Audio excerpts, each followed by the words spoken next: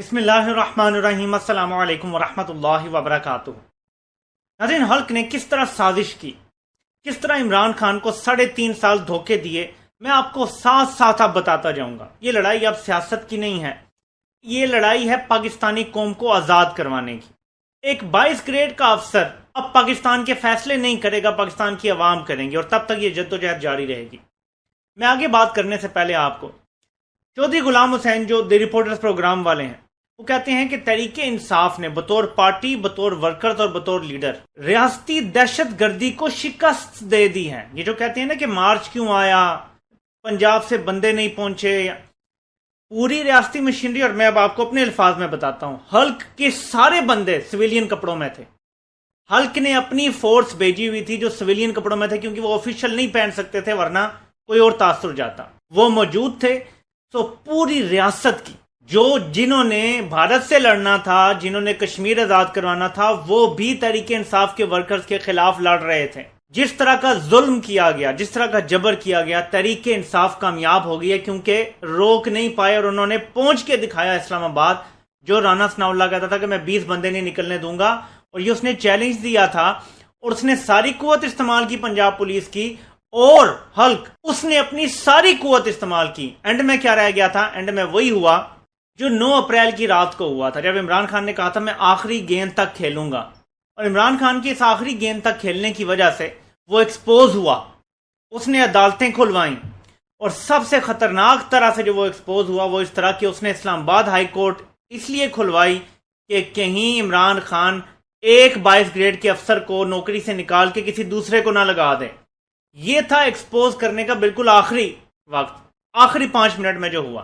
اب یہ سارے ایکسپوز ہونے والے تھے جب رانا ثناء اللہ نے یہ دیکھا کہ ساری جبر ریاست کا، کیونکہ دیکھیں سول کپڑوں میں بھی آپ خاص قسم کے جو لوگ ہوتے ہیں جن کی اسپیشل ٹریننگ ہوتی ہے، ایکسٹرا ٹریننگ ہوتی ہے، وہ لوگ بھی آپ ایک خاص حد تک لا سکتے ہیں۔ آخری پھر کیا ہوا، جب یہ اسلام آباد عمران خان پہنچنے لگے تو رانا ثناء اللہ نے آفیشیلی فوج کے حوالے کر دیا اسلام آباد۔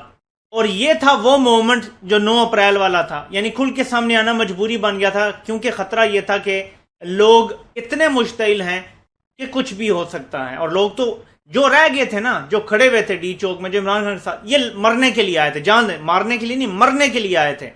اتنے سویلینز کو مارنا آسان کام نہیں ہے، ایک کیٹاسٹرفی ہونے والی تھی۔ اس کو روکنے کے لیے پھر عمران خان نے دھرنا نہیں دیا، اور وہ واپس گئے اور 6 دن کا الٹیمیٹم دیا۔ یہ میں نے آپ کو ساری کہانی کیوں بتائی ہے، اب سمجھ لیں کہانی۔ عمران خان کی جب حکومت آئی تو عمران خان نے تمام صحافیوں کو بلایا، میڈیا والوں کو بلایا، ملاقات کی۔ یہ وہ فیمس ملاقات ہے جس میں رؤف کلاسرا نے وزیر اعظم سے پہلی ملاقات میں ایک سڑک بنانے کی فرمائش کر دی تھی کہ یہ سڑک پلیز آپ بنوا دیں ہمیں۔ عمران خان نے صحافیوں سے وہاں ریکویسٹ کی، انہوں نے کہا کہ بہت مشکل وقت ہے، معیشت کے حالات بہت برے ہیں، کچھ وقت کے لیے آپ اگر ہم پہ تنقید نہ کریں تو ہم معیشت کو سنبھالنا ہے، بہت سارے مشکل فیصلے کرنے ہیں، تو ہمارے لیے بہتر ہوگا۔ اس بات پہ مذاق اڑایا عمران خان کا، اور وہ دن اور آج کا دن، حکومت تک بھی نہیں، آج کا دن تک پروپیگنڈے جاری ہیں۔ عمران خان آیا، $150 کا ہونا چاہیے تھا، نون لیگ نے 123 کا رکھا ہوا تھا۔ جو کہتے ہیں نا کہ عمران خان نے پیٹرول پہ سبسڈی دی تھی، آج میں آپ کو سب کچھ بتاتا ہوں کہ سازش کیسے ہوئی۔ یہ صحافی باہر آئے، پروپیگنڈا شروع ہو گیا۔ پروپیگنڈا کون کروا رہا تھا؟ یہ حلق کروا رہا تھا۔ اس کو پتا تھا کہ عمران خان جیسا ڈٹرمنٹ بندہ اس ملک کو ٹھیک کر لے گا اور تا حیات وزیر اعظم بن جائے گا۔ وہ تا حیات وزیر اعظم بن گیا تو پھر یہ ملک جو ایک 22 گریڈ کا افسر چلاتا ہے، جو نیب کا چیئرمین بھی وہ لگاتا ہے، الیکشن کمشنر کو بھی وہ لگواتا۔ اب دیکھ لیں عمران خان نے بتایا کہ کیسے مشورہ کہاں سے آیا تھا الیکشن کمشنر کا، ہوتا مشورہ ہی ہے لیکن وہی لگواتے ہیں، تو چیئرمین نیب بھی وہی لگواتے ہیں۔ آپ پوچھ لیں کبھی پیپلز پارٹی اور نون لیگ سے کہ جو جسٹس جاوید اقبال ہے چیئرمین نیب، یہ کس نے لگوایا تھا، وہ آپ کو بتائیں گے حلق نے لگوایا تھا۔ تو چیئرمین نیب بھی وہ لگواتے ہیں، الیکشن کمشنر بھی وہ لگواتے ہیں، لوور جوڈیشری سے جو اوپر ججز آتے ہیں ان کا فیصلہ بھی وہی کرتے ہیں۔ ٹھیک ہے جی، اب یہ سمجھ لیا آپ نے، یہ میں آپ کو سسٹم بتا رہا ہوں پاکستان کا کیا ہے۔ اب عمران خان اگر طاقتور ہو جاتا، اور جس کا خطرہ تھا کیونکہ بہت پاپولر لیڈر ہے، اور اس کے فیصلوں میں اگر میڈیا واقعی ساتھ کھڑا ہوتا کہ ہاں جی یہ مشکل فیصلے ہیں، تو وہ پاپولیرٹی لوز نہ کرتا جو اس کی، جو ایک مہنگائی کا نیریٹو بنا، ڈالر گرنے کا نیریٹو بنا، یہ نہ بنتا، کیونکہ وہ جو اس نے کیے وہ ضروری فیصلے تھے، اور میں اور میرے جیسے چند لوگ آپ کو بتاتے تھے تو ہم بھی ان پاپولر ہونا شروع ہو گئے، کیوں؟ ایک پروپیگنڈا تھا، میڈیا پہ وار تھی۔ یہ سب کچھ حلق کے کنٹرول میں تھا، نون لیگ کے کنٹرول میں نہیں تھا۔ میں آپ کو اس کی ایک مثال دیتا ہوں لاجیکل۔ جب نواز شریف بھی جیل میں تھا، مریم بھی جیل میں تھی، شہباز شریف بھی کیس بھگت رہا تھا، آپ سوچیں کہ کیا نون لیگ اتنی طاقتور ہو سکتی تھی کہ میڈیا ان کا ساتھ دیتا؟ پیسے کی وجہ سے نہیں ہوا، یہ یاد رکھیں، یہ غلط آپ کو بتایا جاتا ہے کہ پیسے یا حج یا ہیلی کاپٹروں کی وجہ سے نہیں، ایک بگر گیم ہوتی ہے، لوگ طاقت کے ساتھ چلتے ہیں، پیسہ اور طاقت میں سے لوگ طاقت کو چنتے ہیں، پیسے کو نہیں چنتے، یہ یاد رکھیے گا۔ نون لیگ زیر عتاب تھی بظاہر، تو کیا نون لیگ کا ساتھ دے سکتا تھا میڈیا؟ نہیں دے سکتا تھا۔ بظاہر اس ٹائم یہی لگ رہا تھا کہ نون لیگ تو پس کی ختم ہوگی، ان کی تو سیاست ختم ہوگی، لیکن پہلے دن سے عمران خان کے خلاف میڈیا کھڑا ہو گیا۔ عمران خان کو فاشسٹ میڈیا نے کہنا شروع کیا، اور آج دیکھ لیں فاشزم کیا ہوتا ہے کہ لٹرلی دہشت گردی ہوئی ہے۔ ہٹلر بھی شرما جائے جو رانا ثناء اللہ اور حلق نے مل کے کھیل کھیلا ہے پنجاب میں اور کے پی میں، صرف پرامن مظاہرین کے اوپر جو پرامن رہ کے اپنا حق مانگ رہے تھے۔ یہ ساری گیم چلی، عمران خان ڈالر کا مشکل فیصلے ہوئے، آئی ایم ایف سے جا کے نیگوشیشن مشکل فیصلہ ہوا، حلق نے یہاں تک بے شرمی اور بےغیرتی کی انتہا کی کہ اس نے کرونا کے دوران بھی، کیونکہ یہ چاہتے تھے کہ لاک ڈاؤن ہو، عمران خان ڈٹ گیا، تو اس نے میڈیا سے کیمپین چلوائی کہ عمران خان غلط فیصلے کر رہا ہے، یہ بندے مروا دے گا۔ آپ مجھے بتائیں، پیٹرول کی قیمت تھوڑی بڑھانا مشکل فیصلہ ہے یا ڈٹ کے کھڑا ہو کے روس سے سستا تیل لے کے آنا مشکل فیصلہ ہے؟ یہ کہتے ہیں ہم نے قیمت بڑھا کے مشکل فیصلہ کیا۔ مشکل فیصلہ عمران خان نے کیا تھا کہ ہم روس سے تیل لیں گے، اور امریکہ کو انکار کیا تھا، ایبسولوٹلی ناٹ بولا تھا، یہ تھا مشکل فیصلہ جو آپ نہیں کر سکے، آپ لیٹ گئے آئی ایم ایف کے سامنے۔ آپ کمپیریزن کریں کہ تھوڑی سی قیمت بڑھانا، یہ کہہ رہے ہیں مشکل فیصلہ، اور ایک طرف عمران خان نے پورے ملک کو لاک ڈاؤن سے بچایا، معیشت بچائی، وہ مشکل فیصلہ تھا یا یہ؟ اس میں بھی میڈیا نے عمران خان کا ساتھ نہیں دیا، ایک بندے نے عمران خان کا تب بھی ساتھ نہیں دیا، بلکہ ایک وہ میک اپ زدہ جو ہے وہ تو پوری کیمپین چلاتا رہا کہ یہ بندے مروا دے گا۔ بہت سارے لوگوں نے اس طرح کے پروگرام کیے۔ یہ کون کروا رہا تھا؟ یہ حلق کروا رہا تھا، عمران خان کو ذلیل کرنے کا پروگرام تھا، اور یہ پروگرام پلان 1 تھا۔ کیوں تھا؟ یہ لوگ معاف نہیں کرتے کسی ایسے بندے کو جس کے نظریات ایسے ہوں، اصل جمہوریت چاہتا ہو ملک میں، وہ 22 گریڈ کے افسر کے سامنے جھکنے سے انکار کر دے۔ اور جو عمران خان کو کٹ پتلی کہتے تھے نا، عمران خان نے وہ بھی ان کو غلط ثابت کیا کہ عمران خان نے کسی بھی ڈکٹیشن کو لینے سے انکار کیا اپنے وزیر اعظم ہوتے ہوئے۔ بزدار کو ہٹوانا چاہتے تھے، انکار کیا۔ امریکہ کے آگے کہتے تھے لیٹ جاؤ، اس نے کہا ایبسولوٹلی ناٹ۔ بھارت کے آگے کہتے تھے لیٹ جاؤ، اس نے کہا ایبسولوٹلی ناٹ۔ اسرائیل کو قبول کرنے کا دباؤ ڈالا، اس نے کہا ایبسولوٹلی ناٹ۔ کسی بڑے فیصلے پر عمران خان نے ان کی کوئی بات نہیں مانی، کوئی ڈکٹیشن نہیں لی۔ پاکستان کی تاریخ کا سب سے زیادہ ان کو رد کرنے والا وزیر اعظم یہ تھا، اور اس کو اتارنا ضروری تھا۔ عمران خان کے جو نظریات ہیں وہ حقیقی آزادی والے نظریات ہیں، اور وہ ان کو قبول نہیں ہیں۔ پورا ملک ایک 22 گریڈ کا افسر چلائے گا تو ان کا بھلا ہے۔ اس میں یہ باتیں کیوں کر رہا ہوں؟ کیونکہ عوام کو پتہ نہیں ہے کہ کتنی بڑی جنگ انہیں لڑنی پڑے گی اس ملک کو آزاد کرانے کے لیے۔ عمران خان کھڑا ہو کے آپ سے یہ نہیں کہے گا کہ فلاں جگہ گھس کے اس کو گھسیٹ کے نکال لو۔ جس دن 1 کروڑ بندہ باہر نکل آئے گا نا، یہ خود بخود ہو جائے گا، یہ سارے بھاگ جائیں گے، ملک سے فرار ہو جائیں گے، آپ کو کسی کو گھسیٹنا ہی نہیں پڑے گا۔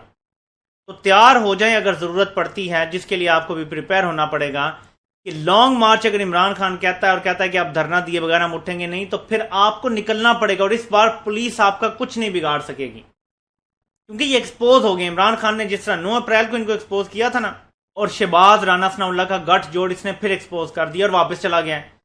پوری ریاست کی مشینری ایکسپوز ہو گئی۔ ان کو یہ بھی بتا دیا کہ تم سارا زور لگا کے بھی ہمیں روک نہیں پائے، تو نیکسٹ ٹائم جب ہم نکلیں گے ویسی پولیس ڈی مورلائز ہوئی ہوگی، ویسے ادارے بھی ڈی مورلائز ہوئے ہوں گے، اور رانا ثناء اللہ بھی گھبرا کے تھوڑی اپنی جو اس کی ہے نا کہ میں یہ کر دیتا ہوں، وہ بھی تھوڑا سا ڈی مورلائز ہوا ہوگا۔ ان کے لیے آسان نہیں ہے۔ آپ نے یہ نہیں کہنا کہ وہ پہلے نہیں گیا تھا تو اب ہم نہیں نکلتے۔ عمران خان اپنے لیے نہیں لڑا، وہ 70 سال کا ہو گیا، اس کے پاس اتنا وقت نہیں ہے کہ اس نے بادشاہت قائم کرنی ہے یہاں پہ، اللہ اسے زندگی دے۔ یہ آپ کی اور آپ کے بچوں کے مستقبل کے لیے لڑائی ہے، اور ہم سب کو لڑنی ہے۔ میں اپنے حصے کا کردار ادا کر رہا ہوں، میں ورڈز کو منس نہیں کر رہا، آپ کو حقیقت بتا رہا ہوں۔ آپ سنیں ذرا۔ نواز شریف کو اگر سر جھکا کر عمران خان کی طرح آئی ایم ایف کی ساری شرائط ماننی پڑتی، سر جھکا کے عمران خان کی طرح کہہ دیتا کہ ہاں جی پیٹرول کی قیمتیں بھی بڑھاؤں گا، ڈیزل کی قیمتیں بھی بڑھاؤں گا، اسٹیٹ بینک کو بھی گروی رکھ دوں گا، تو یہ کوئی مشکل کام تھا؟ رکو ذرا، صبر کرو۔ ہے کہ پیٹرولیم مصنوعات کی قیمتوں میں 30 روپے فی لیٹر تک کا اضافے کا فیصلہ کیا گیا ہے، اور وزیر خزانہ مفتاح اسماعیل جو کہ پالیسی ٹاکس کر کے آئی ایم ایف سے واپس آئے تھے، اور آئی ایم ایف نے یہ شرط عائد کر دی تھی کہ جب تک آپ پیٹرولیم پرائسز میں اضافہ نہیں کریں گے تب تک آپ کو $1 ارب نہیں ملے گا۔